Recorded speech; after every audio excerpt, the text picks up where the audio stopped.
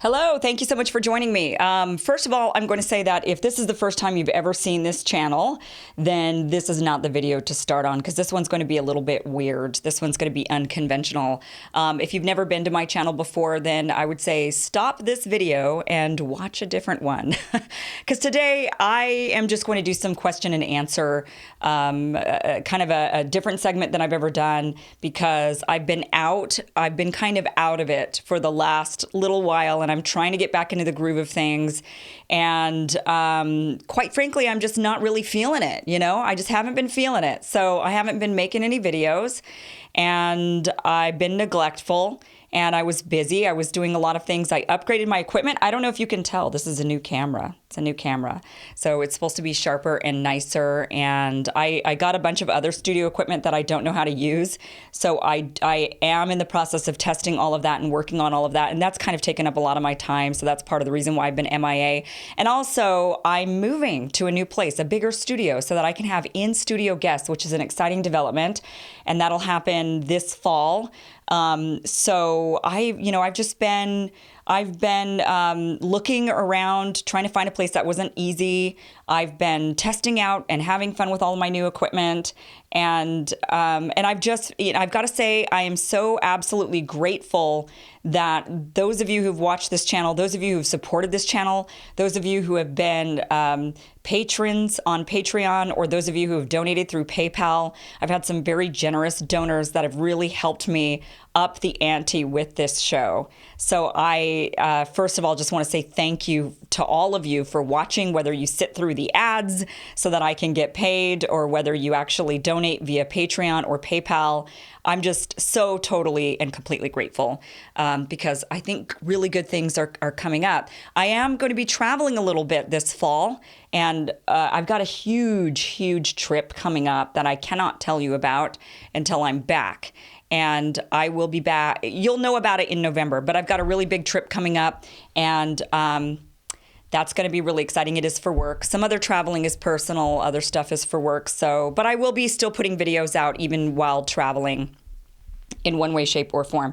When I go on my big trip, though, I'll just be giving you some of the best of videos. I will not be able to make videos for about 2 weeks. And so I've decided what I'm going to do is cherry pick the videos that I think you should have watched that you didn't. And I'm going to republish them and tell you why you should watch them. So that's the plan. So right now, I just want to do kind of a question and answer. I asked this on the YouTube community tab. What would you like me to cover? And because I was kind of like, I don't know, there's just so much going on that sometimes it's difficult for me to pick what to focus in on. So I got all of these really good replies, and I kind of cherry picked a few of them that I just want to kind of go through. So we're going to start here. Boston Straight Pride Parade. So this was weird. Now, here's the thing about something like straight pride or like all lives matter is that nobody is disparaging you for being straight. There's no reason not to be proud of being straight, I guess. So there's no need to have a distinguished pride for something that no one is disparaging you over. So that's why things like all lives matter and straight pride is it's kind of strange. Or like, the pride for, being a man, men pride. Now I can kind of understand it to some degree because some of the movements have been disparaging towards other groups in trying to elevate themselves up. They've put others down. So I can understand at some point, so like when it comes to men with male pride, I can kind of understand a little bit this idea of, hey, I'm proud to be a man, because a lot of men are feeling like, what does it even mean to be a man anymore? What is my place? What is my role? And a lot of men are having a difficult time figuring that out. So I can kind of understand the desire to have this man pride sort of movement, or right now, especially like white men feel like they're being beat up quite a bit. And so I can understand this desire to want to then have maybe some kind of pride in being a white man. But all in all, a straight pride parade is silly. Gays aren't sitting there saying, it's terrible of you for being straight. I don't think anybody's disparaging straight people. So all in all, I think the parade is crazy. But there is one part about this that is interesting and I think going down the wrong path. And it's that I uncovered this story here on Boston.com saying Boston City Council President Andrea Campbell says the city should review its process for approving public events following the weekend's disruptive straight pride parade.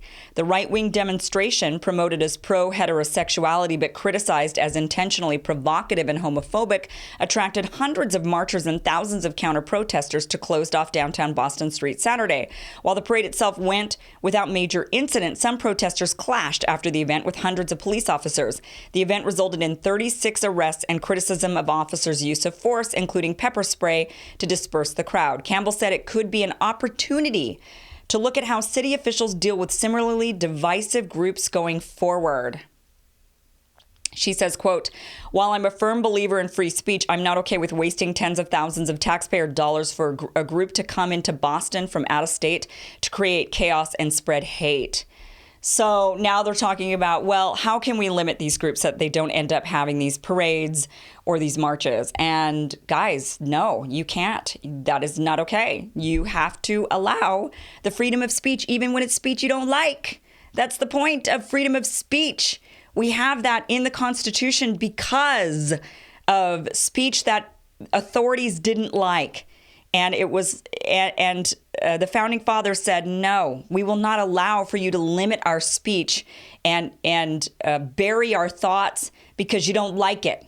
That's the whole point. I mean, what's the point of having freedom of speech if it's just, well, I like what you have to say, so keep on saying it. So no to what the Boston City Council wants to do. This is a horrible idea. Now, I grew up in Idaho, and in Idaho, there was a big white supremacist camp up in the north. It was like a neo-Nazi. I don't know what exactly it was. We didn't really pay that much attention to them. But every year they had a parade, and the state did try to stop them. People were unhappy with this white supremacist parade that they put on. But at the end of the day, and we had these debates, and at the end of the day, we just couldn't stop them. It's free speech. You have to allow them, even if you don't like what they have to say, even if it is abhorrent, like white supremacy. And I learned that lesson young. I learned, look, we don't like it. We hate it. We just gotta have to ignore it, but you have to let them do it. So that's what's going on with that Boston Straight Pride Parade. Let's move on to another question here. Or another suggestion of what to talk about. Kashmir conflict. I don't know enough about what's going on there. And to be honest, that is an extremely sensitive subject. And I don't really want to look into it because of it. I do tend to walk into the hornet's nest a lot.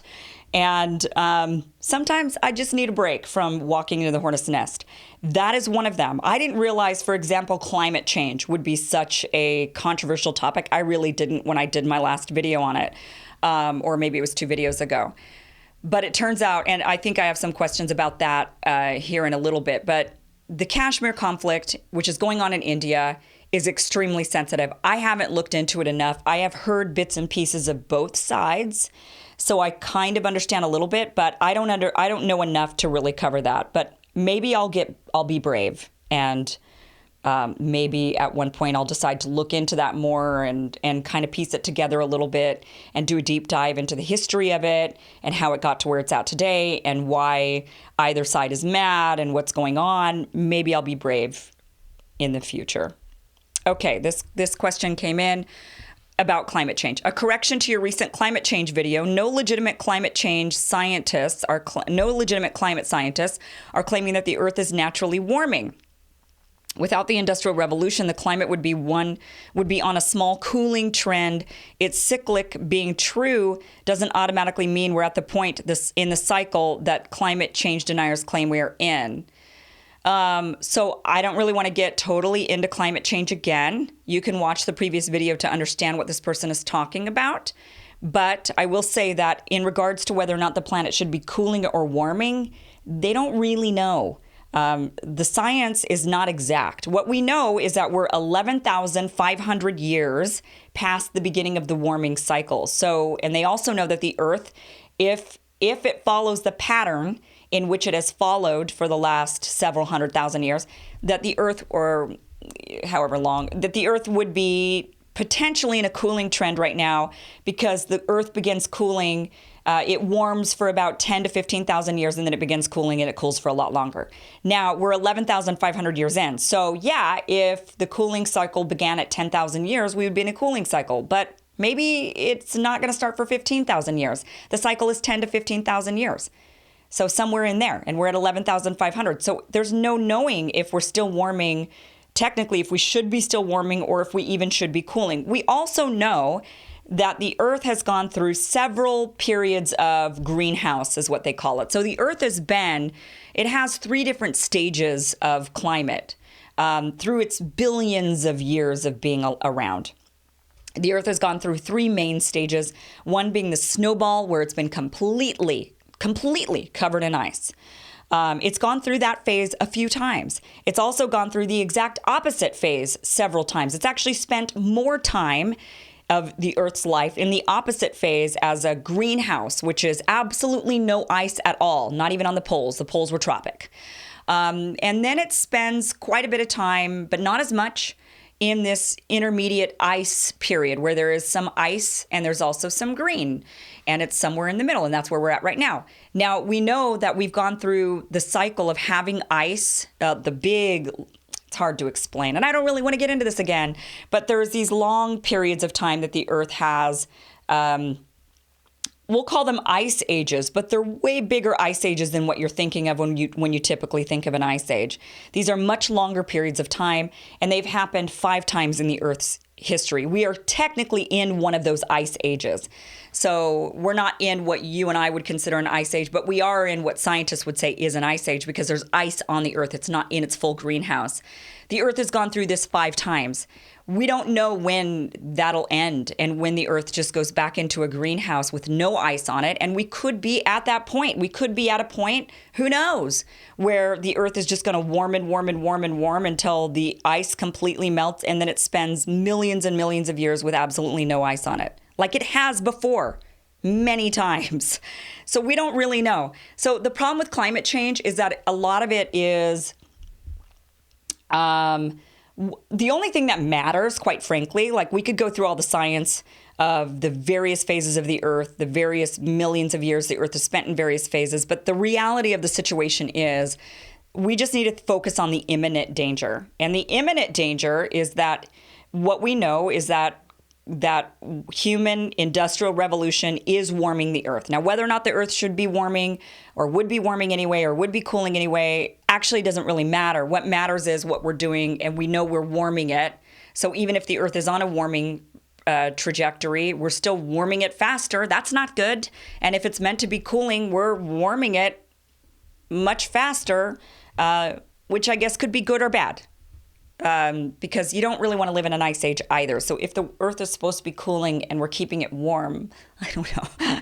This is why I don't like talking about it, because it's a touchy thing. But what we know is we are having an immediate impact on our immediate climate, and we need to immediately address it because large groups of people are going to be displaced and dealing with the effects of it, and it's going to be disastrous. It is disastrous. So that's got to be the conversation. The problem with climate change, and after I did my last video and saw how contentious the topic was without realizing it was so contentious, we're having the wrong conversation about it. I mean, the conversation shouldn't be whether or not it's real, whether or not it's natural or man-made. First of all, we should be taking care of our environment no matter what. So it doesn't matter if it's man-made or not. It actually doesn't matter if us polluting the Earth is warming the Earth and it's going to cause catastrophe. We shouldn't be polluting the Earth because we have to breathe the air. It's very simple. So whether or not it's having this drastic effect or not doesn't matter. You still have to breathe the air. We should just say, look, we don't want to pollute it. And we also need to be talking about adaptation, whether we're creating the climate change or whether or not it's natural. We need to be having a discussion about how quickly can we adapt and what do humans need to do in order to adapt. Those need to be the conversations, but instead we get lost in the science, and the science is, it depends on how you look at it in a lot of ways. Like if you're looking at the small cycles, or if you're looking at the bigger cycles, or if you're looking at the even bigger cycles. I just opened up a can of worms again that I didn't want to open up. So we're going to move on to this next one. Maybe the overpopulation problem. This is the suggestion of what to talk about. Maybe the overpopulation problem. Nah, you probably think it's fine. Never mind. Well, actually, funny you say something. One thing I didn't mention in that climate change video, and another thing that I think is actually the biggest effect of climate change, is population. And we probably should be having conversations about how to reduce population. Now, I understand that economies are very reliant on population remaining at least the same size, if not growing. We always talk about economies growing, the growth of the economy, and the strength of the economy, but mainly the growth. And that growth is directly linked to population. We're looking to increase population in order to increase economic growth. That's not a good thing. That shouldn't be the way that we look at how we measure whether or not an economy is strong, is through how an economy is growing. We shouldn't be measuring it this way. And we really should be limiting our population. You know, in 1950, the population of the Earth was about 2.5 billion people. And now here we are, 2019, and it's about 7.5 billion people. Scientists think that the Earth can only hold about 10 billion people, maybe 15 billion if you're going to be really generous. So at the rate we're going, we are overpopulating to a point where we're just not going to have enough resources for everybody. And it is going to become dire. And that's how wars start. A lot of wars start because of, wars are always about resources. So if we start limiting, if the population of the Earth expands and resources are limited, water is going to be a big one that's going to be very limited. And now water is being commoditized by private businesses. They want to get their hands on the water resource so that they can then sell it to us for a premium, and we die without water, guys. So yeah, you know, population is a problem. We should probably discuss limiting it. Asian populations have no problem discussing that. It is a problem in a lot of other areas of the world because, you know, God and religion, and they don't believe in things like abortion and things. So what else can we talk about here? Moving on here. Now that America produces more oil than it needs and is in a position to export oil, do the sanctions on oil-producing nations like Venezuela and Iran help U.S. oil companies have more opportunities to sell oil abroad? Yeah, of course. You know, if you're going to limit your competitor, shut your competitor down, yeah, it's great for you. It's great for the U.S. It's great for Saudi Arabia. It's great for Canada. It's even great for Russia. You know, they're selling oil too. So it's good for us, but the biggest reason why we put sanctions on Venezuela and Iran has it has to do with their ability to export oil for sure, because they want to do it. They want to sell oil and they don't want to use the US dollar to do it. They want to export using a different currency. And that's actually the big problem. It's not so much about the actual resource of oil. It's about the resource and how the currency attached to the oil. And I've got videos about that you can watch. And I'm sure I'll do more in the future. Here's a good question. Is America ready for third-party politics? And will corporate media ever be neutral, or will this hate fest never end? Yeah, you know, I think America is getting ready for third-party politics. Honestly, I think we're getting really close. I think we're getting there. It wasn't the only time. You know, we haven't always been a two-party country. If you just go back to the time of Abraham Lincoln, when he was elected, there were 4 main parties. He ran against 3 other guys. And, you know, we've kind of evolved into this. It's not built into our political system to be 2 parties. We've just become this. So I would love to see 3 parties, 4 parties, 5 parties, 6 parties, however many, really strong, big parties that represent us more equally and accurately, for sure. So I do think America is getting ready for third-party politics. Here's another question kind of in relation to this. Why can't we convince Tulsi Gabbard to run as an independent? The 2-party system doesn't work and hasn't for a very long time, if ever. I understand money is the most important issue, but I see things in our current democracy that make a chance for us to get a really good president this time. The weird thing is Tulsi polls better with Republicans. Her non-interventionist stand sells with libertarians and people who want to put America first. I've never heard her say anything that would be free. She knows, as sensible people do, that we're all going to have to pay for a better country and a better life, and she's never vindictive. as in we're going to make them pay. She's calm, cool, and collected. I can't not vote for her. I will write her in. Put her, Biden, and Trump on the debate stage. Who would win is a no-brainer. Ross Perot got 20% of the vote. Tulsi would get 40%, and the key states would go to her. Okay, yeah. I wouldn't be, look, the fact that candidates have to run as Democrats and Republicans is ridiculous to me. And the fact that these parties control as much as they do is terrible. And the fact that the DNC can control our democracy or lack of democracy like they do, where they kick people off the debate stage when they don't meet their arbitrary and, made up fake rules that aren't real. They go based on polls, and it's like, what is a poll anyway? Who are they asking? I don't personally trust polls at all, especially when they have a margin of error that's like 6%, and they're saying, well, you need 2% in order to make the debate, and the margin of error is 6%. So basically the poll's worthless. Yeah, it sucks. The current system sucks, and it definitely needs to be shaken up. And I would love to see Tulsi run as an independent. But I think if she did, then she would be, I wouldn't encourage somebody to sign up for that life, because they would just be hated on for the rest of their life. I mean, it's like Jill Stein. That poor woman. The people that voted for Jill Stein were never going to vote for Hillary Clinton. Everybody needs to get over that. They were never going to vote for Hillary Clinton. So it's not like Jill Stein stole votes that otherwise would have gone to Hillary. But people paint it that way, and they're convinced of it, and they give that woman a hard time. And I don't even know where she is or I don't look into Jill Stein. I don't follow her at all. But I'd be surprised if she even lives in this country at this point, because why would you after that kind of hatred spewed at you? And I wouldn't wish that on Tulsi. I just wouldn't. She's too young. She's in her 30s. To live a life of going independent, and then everybody blaming her for whoever, Joe Biden, who ends up getting the nomination, losing. That would be a hellish life to live, and I wouldn't wish that on anybody. So from a personal standpoint, I don't wish it on her. From a political standpoint, yeah, I think it would be great to have a really viable third-party candidate, and I think Tulsi would be. Lastly, because I'm going to wrap this up now, and then next video I make, I promise, will be like all the rest. It'll be good. This one, not so good. Sorry, guys.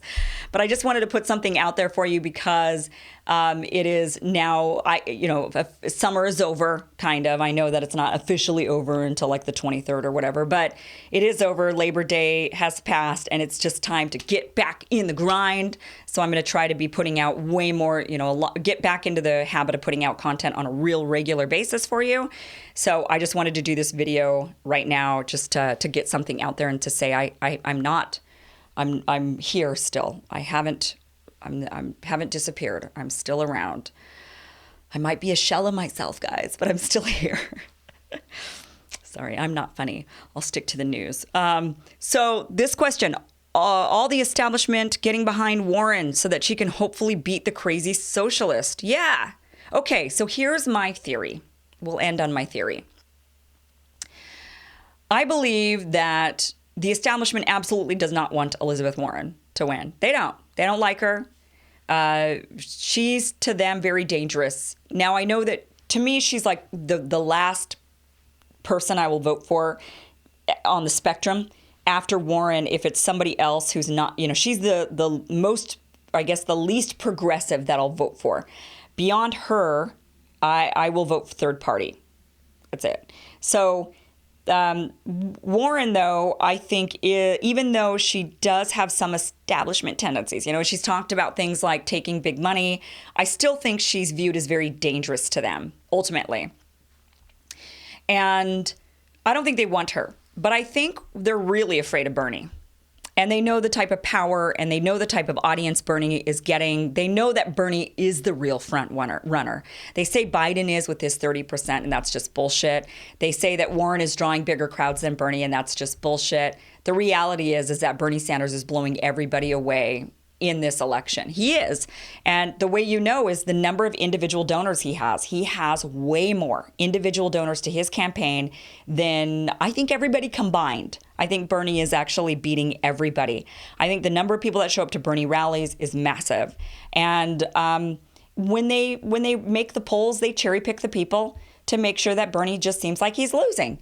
And the reality is he's not. He's way in the lead. So I think what they're doing is they're trying to split that progressive vote. So their plan is if they can boost up Elizabeth Warren a little bit, this is what I'm thinking my theory on this. If they can boost up Elizabeth Warren a little bit, then she'll take away the votes that would otherwise go to Bernie, and they'll split the progressive vote, and Biden ends up getting the nomination. I think they wanted Kamala Harris. I think they were big on her, but I think they kind of saw the writing on the wall that she wasn't going to be the person. And so I think they're still thinking Biden's going to be the guy. And I think their backup, these are all my theories, I think their backup is actually Buttigieg. That's what I think. And I think Buttigieg, if I had to put my money on it today, I would say he's the guy that ends up with the nomination. And I think it's because they'll screw over Sanders like they have been. They'll still try to split the vote between Bernie and Warren. And I think Biden's going to crash and burn on his own. I think that they're trying to boost him and make him seem a lot more popular than he is. But I just don't think he is very popular. So that's what I think is really going on, is that Warren is really just, they're using her. They don't like her, but they're using her. Now, I would trust Warren a lot more if she did end up getting the nomination and she chose Bernie as her VP.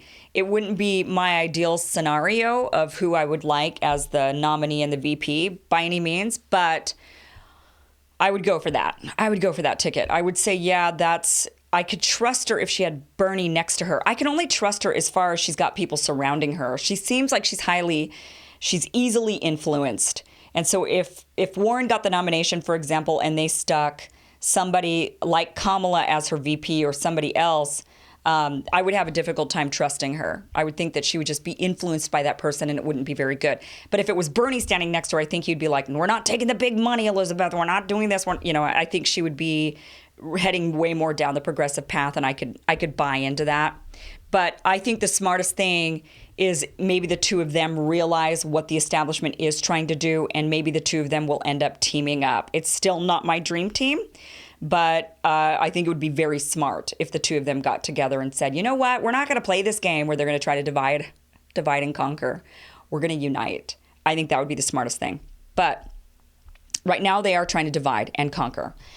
And I think it's actually kind of working a little bit. I do think that there's quite a few Bernie supporters who've switched and become Warren supporters. So I think they're seeing it work and they're boosting up Warren even more. That's my theory on the whole thing at this point. So I'm going to leave it at that. And I will do a better job for you guys in the next video. Again, if this is your first time watching this channel, I'm sorry. Don't watch this. Watch something else. This was a mess. The next one won't be a mess. Good night, everybody.